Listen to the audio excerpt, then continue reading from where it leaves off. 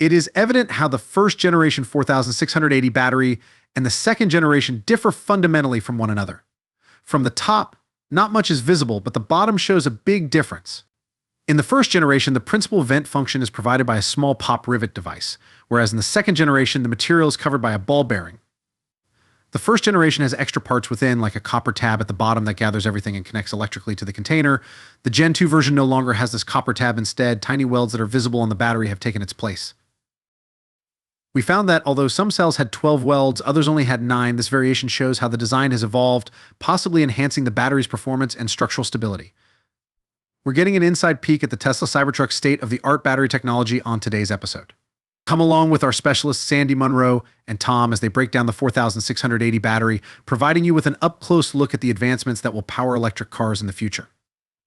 We'll discuss how the new 4680 battery differs architecturally from earlier models, including the addition of new materials and the removal of some to improve performance and safety. We'll also offer a thorough examination of the internal parts of the battery, including the groundbreaking dry electrode method.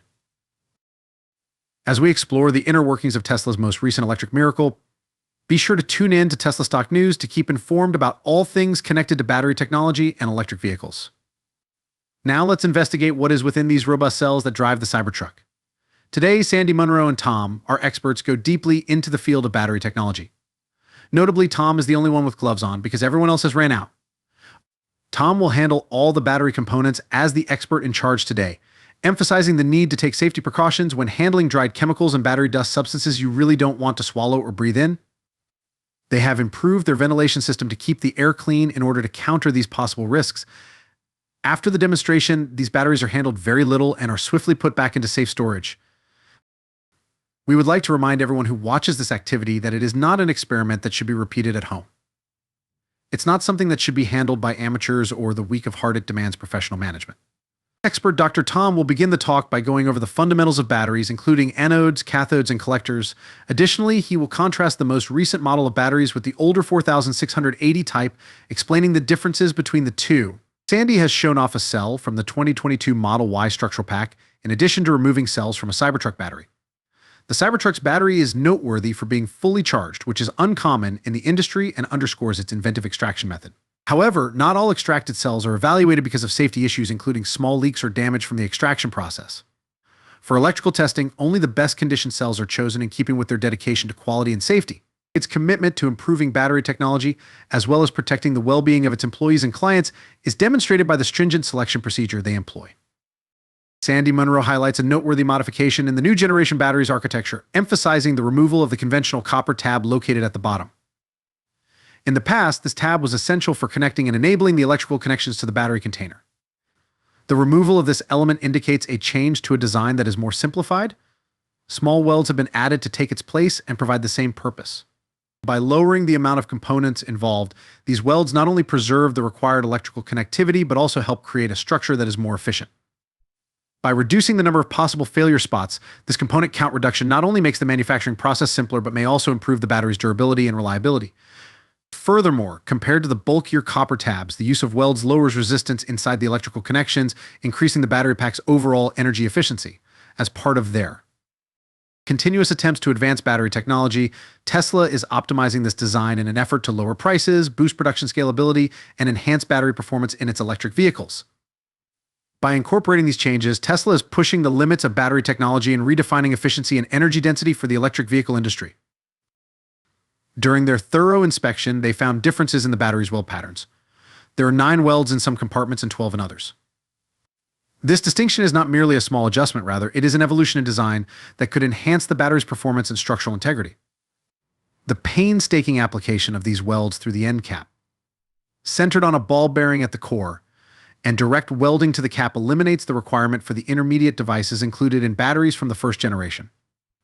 In addition to lowering expenses and the number of parts, this simplification increases the volume inside the cell, which may improve energy density, a crucial component of battery performance.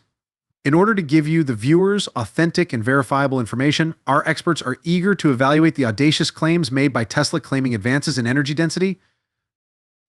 They examine the internal workings of the cell in greater detail, focusing on the configuration of the cathode's floral tab, which gathers tabs from the anode side of the jelly roll. This novel design allows for a larger contact area, which lowers the risk of overheating and increases the cell's capacity to withstand higher power levels. Examining the ingredients of these jelly rolls, Sandy identifies important variations in the way the first and second generations use materials. Notably, continuous attempts to optimize battery materials for improved performance and sustainability are shown in the cathode side's reduction of cobalt, which is now mostly constituted of nickel.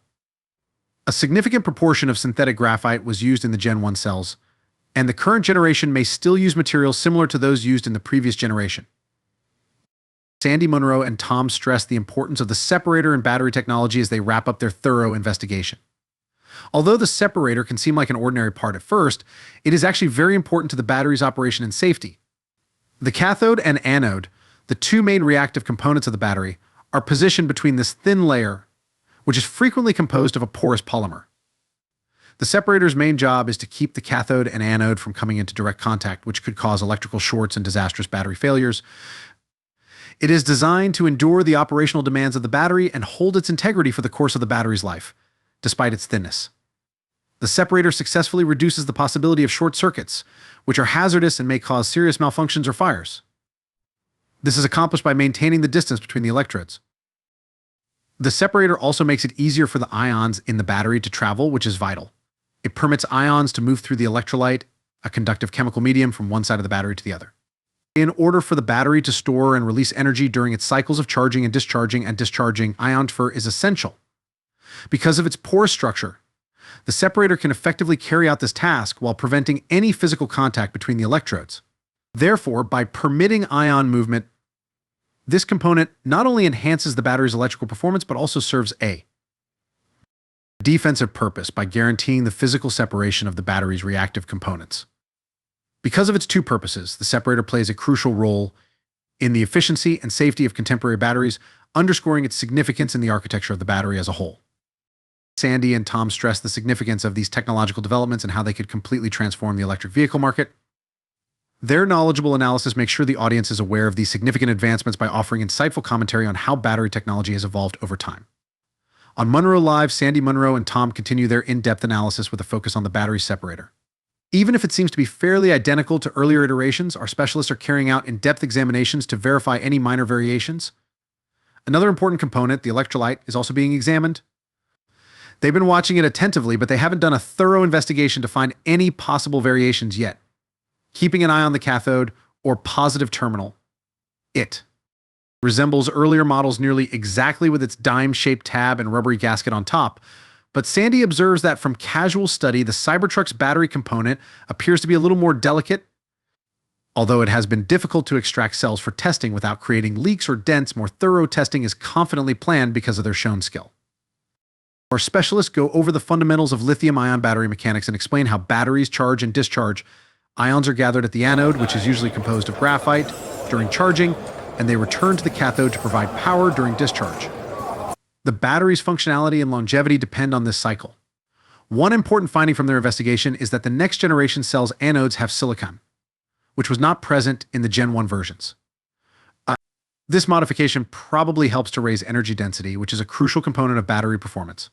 Additional distinctions that may further increase energy density are also being explored, with a particular emphasis on verifying the existence and significance of silicon as suggested by the producers. Turning our attention to the metal composition of the battery, Sandy raises an intriguing concern regarding the lack of manganese. Typically, a battery's three internal metals are examined: cobalt, manganese, and nickel. The main purpose of cobalt is to put out flames. These batteries seem unique in that they include cobalt and nickel, but not manganese. Cobalt is traditionally used with nickel and cobalt to prevent fires, enhancing the safety aspects of batteries. The new design's omission of manganese points to a calculated decision that is probably related to the development of the dry electrode method, which has been applied to the cathode and anode of the newest cells with success. It is thought that this process improvement has a major impact on the overall efficiency and design of batteries. Lastly, our professionals look at the special safety mechanisms included into the battery's end cap, which are intended to control high pressure. The cap contains two vent functions that are intended to safely release pressure under specific circumstances, but more crucially, it has metal reinforcing with pop rivet-like devices for attachment.